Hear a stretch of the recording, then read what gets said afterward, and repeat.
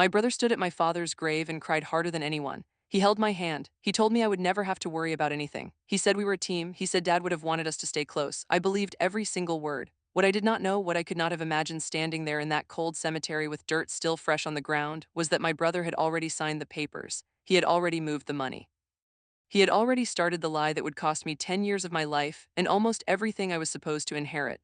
The man wiping tears at my father's funeral was the same man who had already decided I was not worth telling the truth to.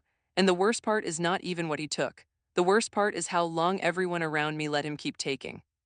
Before we go any further, I need to ask you something, because this story is going to make you angry. It made me angry. And somewhere in the middle of this, you are going to ask yourself the same question I kept asking myself for years. Is it possible to love someone and still let them destroy you? Is loyalty the same thing as silence? If someone in your family has been lying to protect themselves at your expense, drop something in the comments, because you are not alone. And neither was Layla.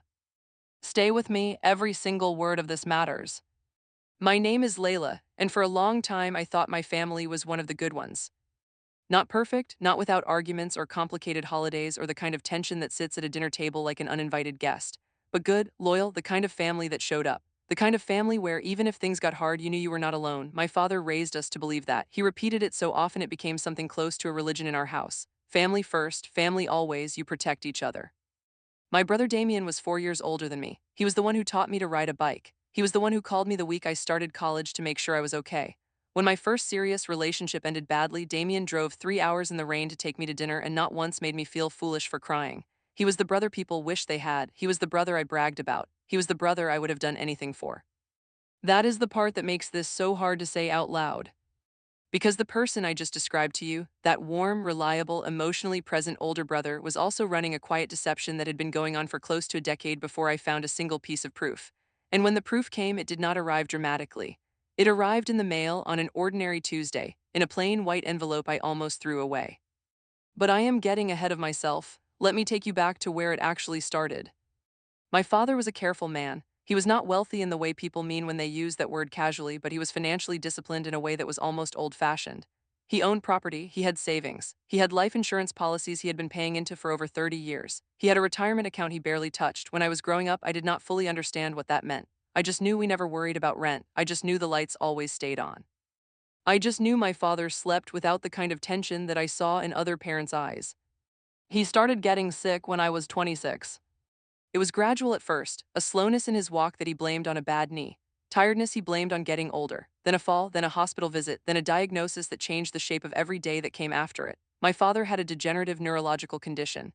The doctors were careful with their words, but what they were really telling us was that the man we knew was going to change, and then he was going to leave, and there was no timeline we could count on.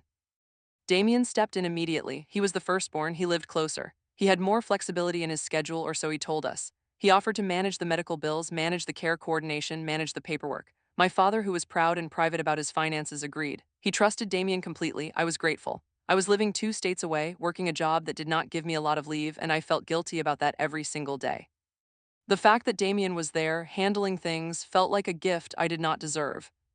I visited as often as I could. I called every few days. I sent money when Damien said there were extra costs. I never asked for receipts. I never asked for details. I just sent the money and said, call me if you need more. That was my first mistake. Not that I should have distrusted my brother, but I should have been paying attention. I should have asked to be included. I should have insisted on knowing the full picture. Instead, I took the role that felt easier, the role that fell less confrontational, and I let my brother become the one who knew everything while I became the one who was always one step behind. My father died on a Thursday morning in late October. I was on a plane before noon. The days after were a blur of phone calls and paperwork and neighbors bringing food to the door and relatives I barely recognized appearing in the living room. Damien was steady through all of it. He made the arrangements. He handled the calls to the bank and the insurance company. He spoke to the lawyer. He was everything you would want an older sibling to be in that moment, and I held on to that gratitude like it was the only thing keeping me upright. At the funeral, he stood beside me and held my hand so tightly I could feel his pulse. He told me we would figure everything out together. He told me Dad had taken care of us. He told me there was no rush on any of the financial details, that I should go home, rest, grieve, and he would keep things organized until we were both ready to sit down and go through it properly. I went home, I grieved, I waited. The first month, I did not push. The second month, I sent a text asking about the timeline for settling the estate. Damien said he was still gathering documents. The third month I called, he said the lawyer was backed up. The fourth month, I suggested I fly out and we go through things together. He said he would set something up and then never confirm the date. I noticed, but I explained it away. Damien was grieving too. Damien was busy. Damien was always the one carrying more weight in this family, and maybe he just needed more time than I was giving him. By the sixth month, something I cannot fully name had started shifting inside me.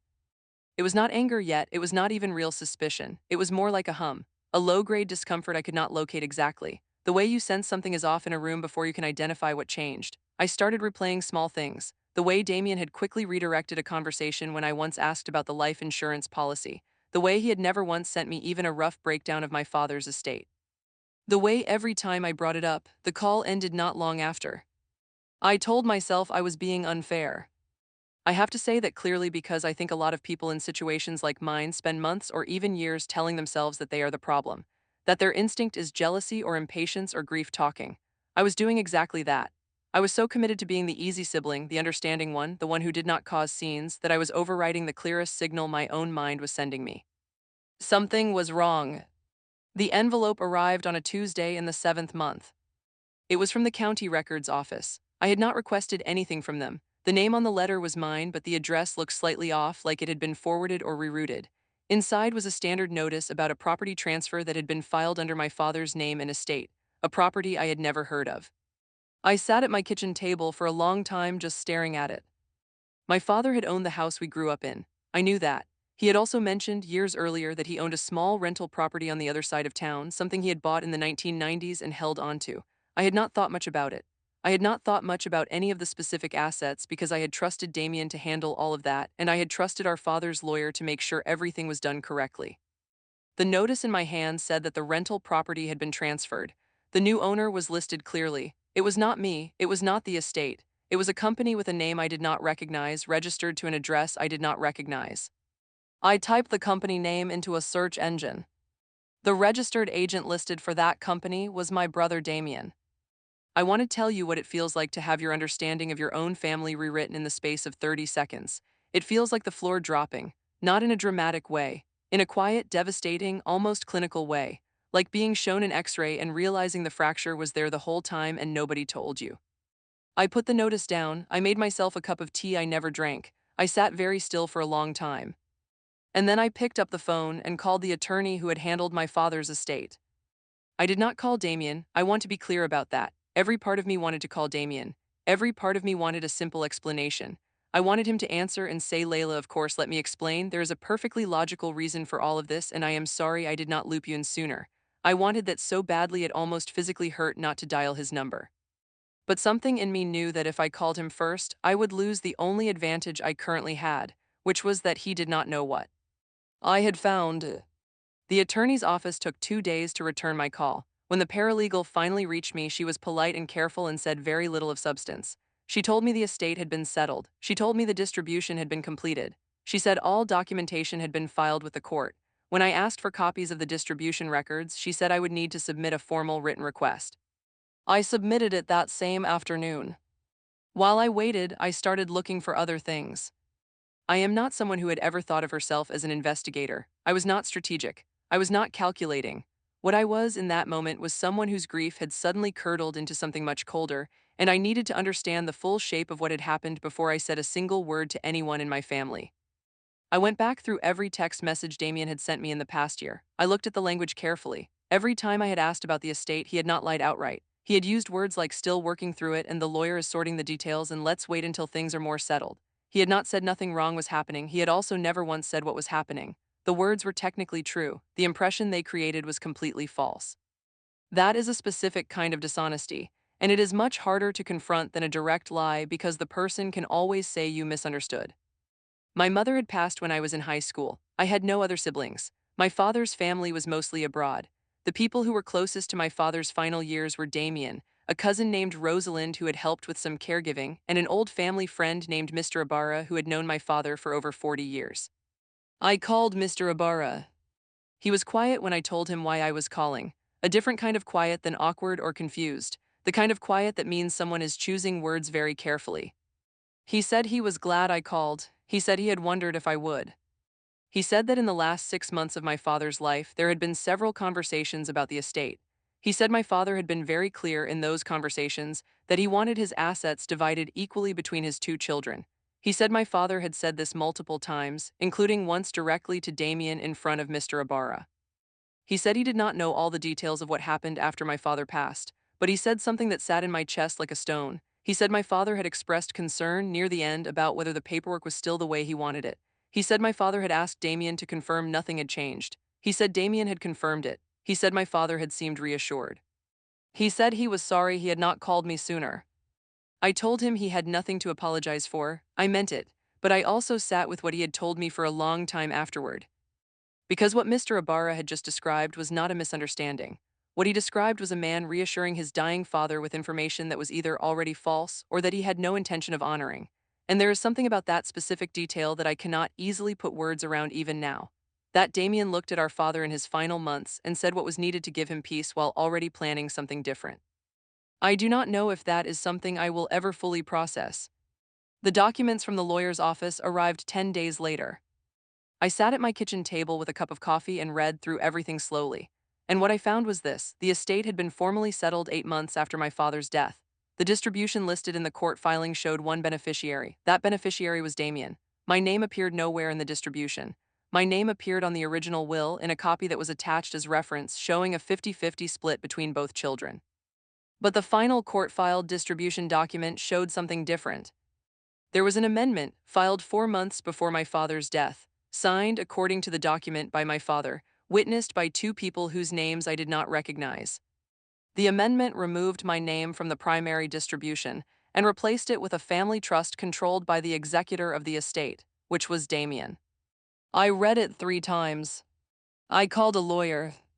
Not the family lawyer, a different one. A woman named Patricia who specialized in estate disputes and whose name I found through a recommendation from a colleague. I sent her the documents the same day. She called me back within 48 hours. She told me several things. She told me the amendment was dated during a period when my father would have been in significant cognitive decline according to his medical records. She told me that witnesses on estate amendments are legally required to attest to testator's competence at the time of signing. She told me the signatures of the witnesses on the amendment were from people with no documented relationship to my father that she could find. She told me that if I could obtain my father's medical records from that period, and if those records showed cognitive impairment consistent with his diagnosis, the amendment could be challenged on grounds of testamentary incapacity. She said one more thing that I wrote down because I needed to be able to look at it later. She said, in her experience, when a document like this appeared in an estate, the likelihood that the deceased had a full understanding of what they were signing was very low, and the likelihood that someone close to them had facilitated the signing was very high. I asked her what the process looked like. She told me. I told her to start. The week I retained Patricia, I got a phone call from Damien. Not unusual, we talked every couple of weeks, but this call felt different from the first sentence. He was cheerful in a way that had a slight edge to it, the kind of cheerful that is doing a job. He asked how I was. He said he had been thinking about me. He said he wanted to plan a visit, maybe over the next month or two, and that we should spend some time together. I told him that sounded nice.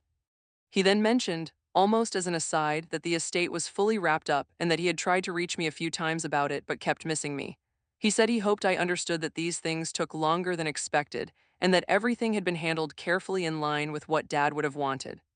I said I was sure he had done his best. I did not tell him about Patricia. I did not tell him about the documents. I did not tell him about Mr. Ibarra. I did not tell him about anything.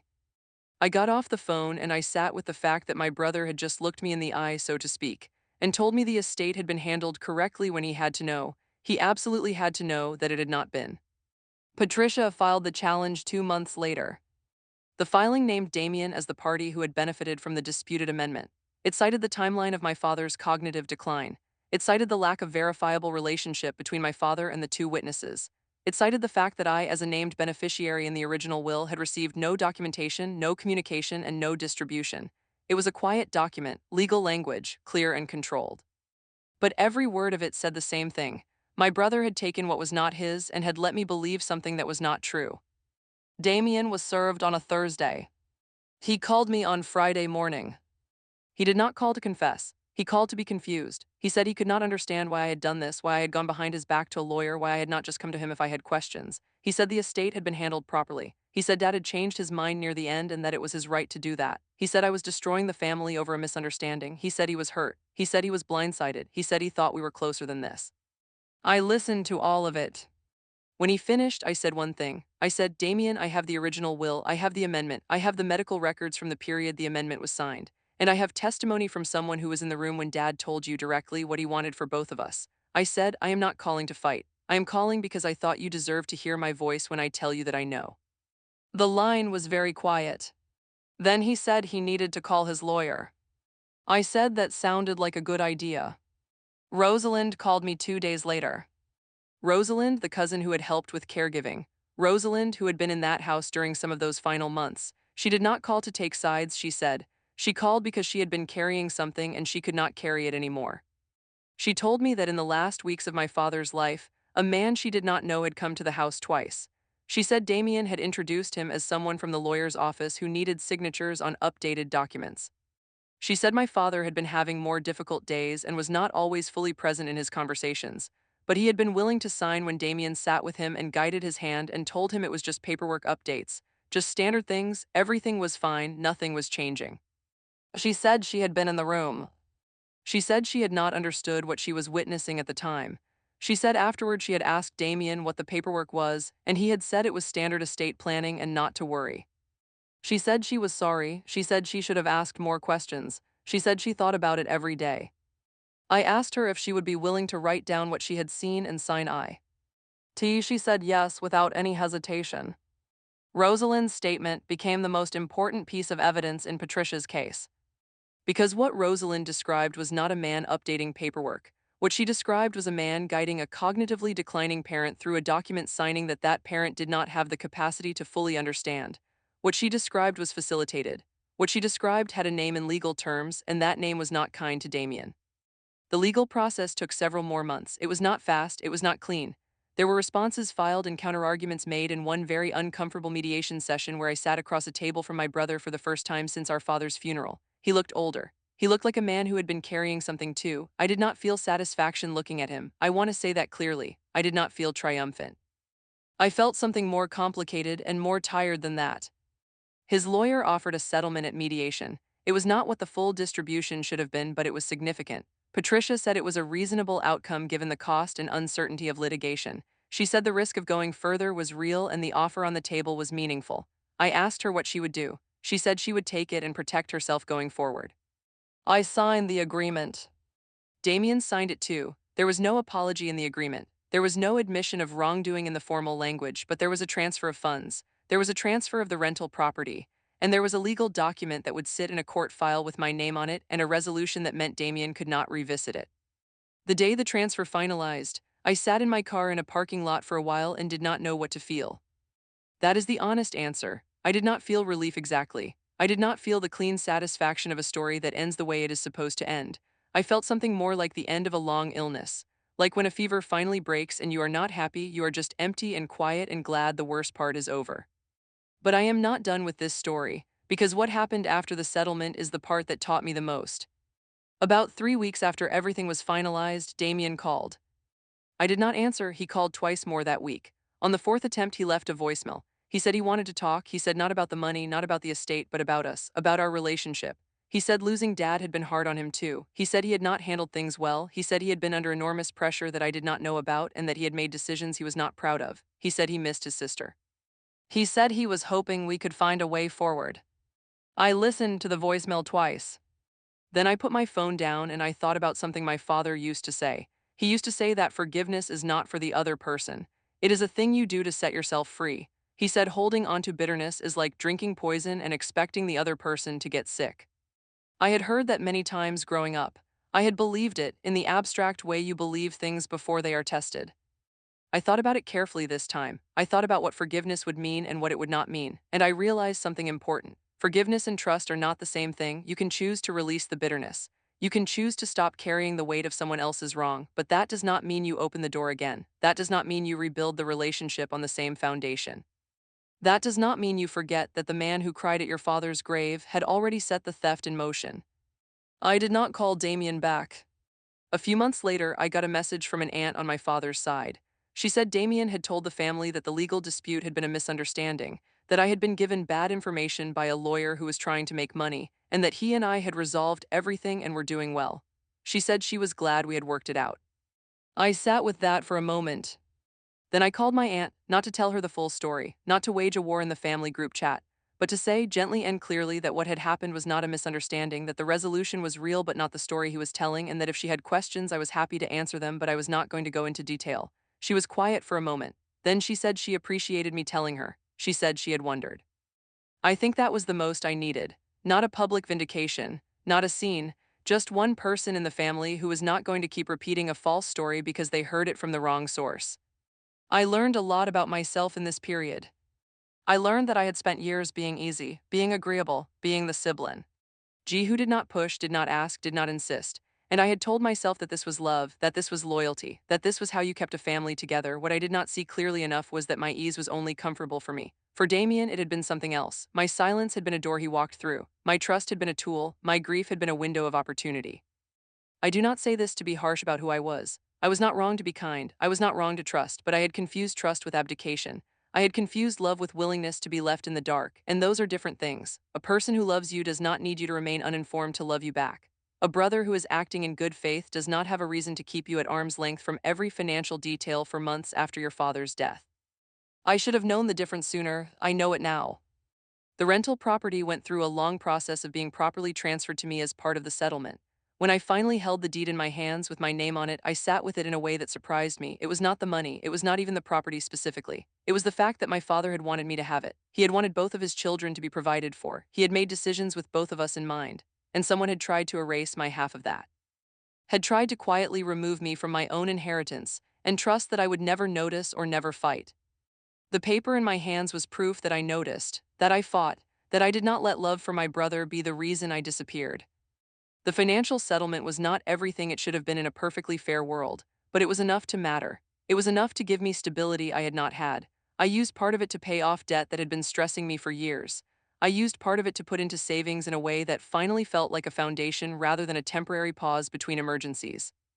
I looked at my bank account, and for the first time in a long time, I thought about what the future could look like rather than just what the present cost. Months after the settlement, I got an unexpected message from one of the witnesses whose name had appeared on the disputed amendment. He had somehow heard about the case and he reached out to me through a mutual connection.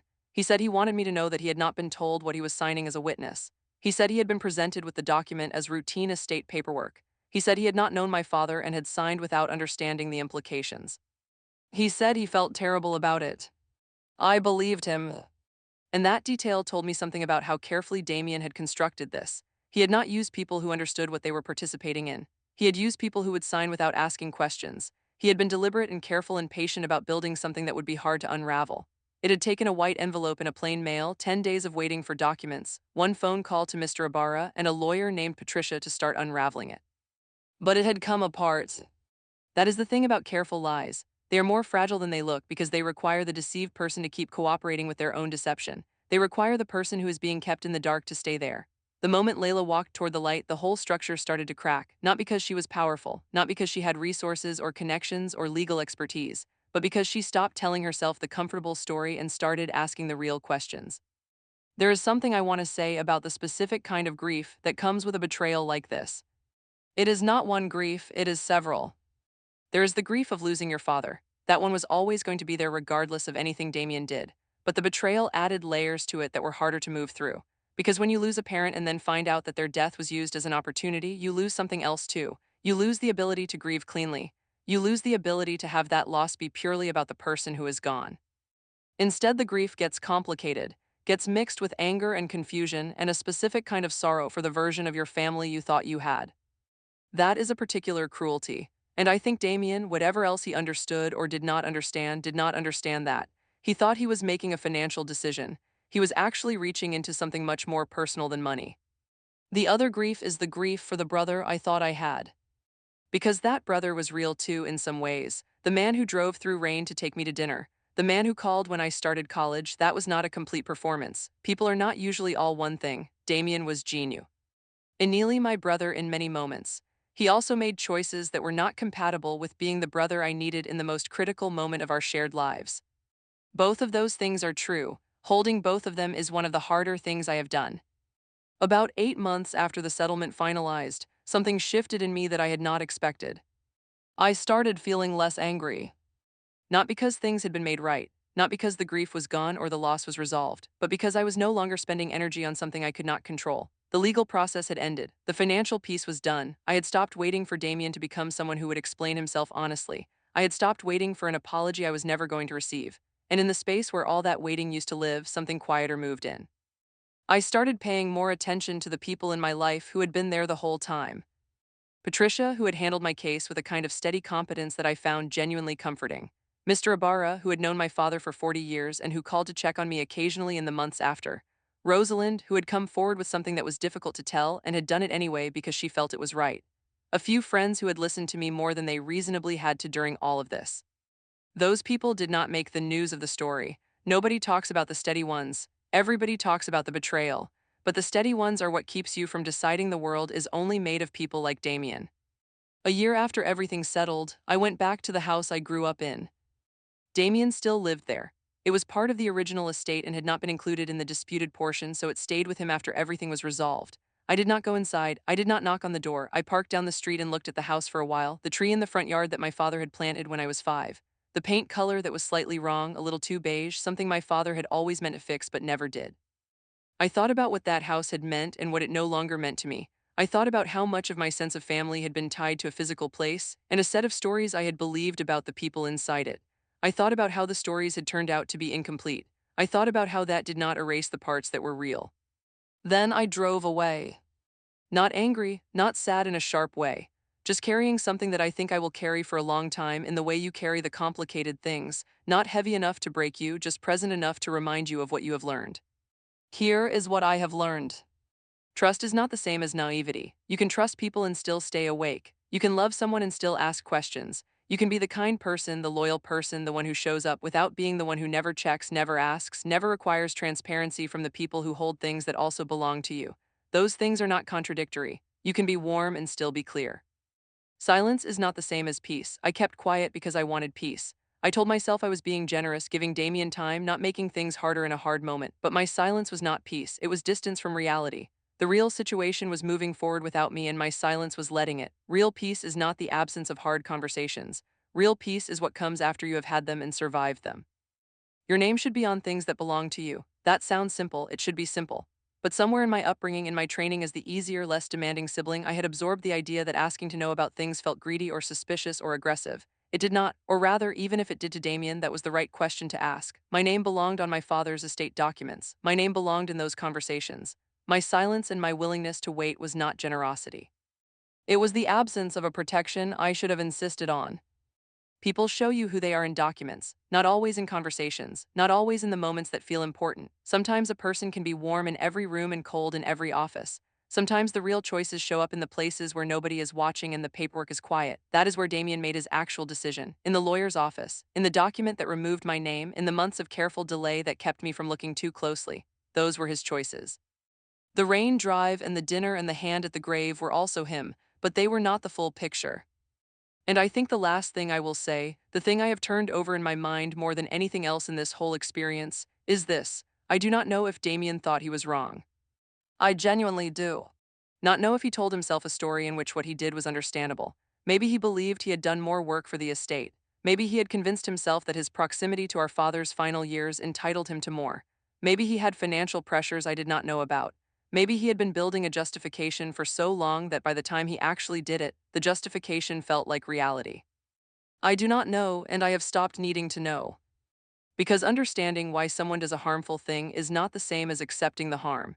And understanding the pressures someone faced is not the same as agreeing that those pressures gave them the right to take what was not theirs and keep it hidden from you behind a locked door of careful language and managed delay. You can have empathy for the situation and still protect yourself from the person. Those things are not in conflict. That is what 10 years of a lie and one plain white envelope taught me. My father wanted both of his children to be taken care of. That was his intention. That was the thing he said out loud multiple times in front of witnesses. He did not get to make sure it happened because he trusted the wrong person to carry it out, but the intention was clear. And in the end, even through the complications and the legal process and the grief and the anger, his intention still found its way into my life. Imperfectly, incompletely, but it landed. I carry his name and I carry that. It is not nothing. It is, in fact, quite a lot. If you are somewhere in the middle of something like this, if you have a feeling that something is not right and you have been talking yourself out of it because the person involved is someone you love, I want to say something to you directly. The feeling is real, the question deserves an answer. Asking for transparency from the people who hold your things is not aggression. It is not betrayal. It is not a failure of love. It is what protecting yourself looks like when it is done quietly and without cruelty. You are allowed to ask, you are allowed to find out, you are allowed to act on what you learn. And if someone in your life has used your trust, your grief, your absence, or your willingness to be easy as an opportunity to take what belongs to you, you are allowed to stand up and say, I know. And then you are allowed to do something about it. That is not revenge. That is just a person with their name on their own life. That is Layla. And that is enough. If this story reached something in you, I need to know. Because right now, someone watching this is in the middle of a situation exactly like this one. Someone is explaining away the feeling that something is wrong. Someone is being the easy one, the quiet one, the one who does not want to make things harder. If that is you, drop a word in the comments. Even just, I hear you. And if you have been on the other side of a story like this, if you have survived the moment you found out the truth, tell me how you got through it. I read everything, every single comment, because this is not just a story. This is a conversation about what we owe each other and what we owe ourselves.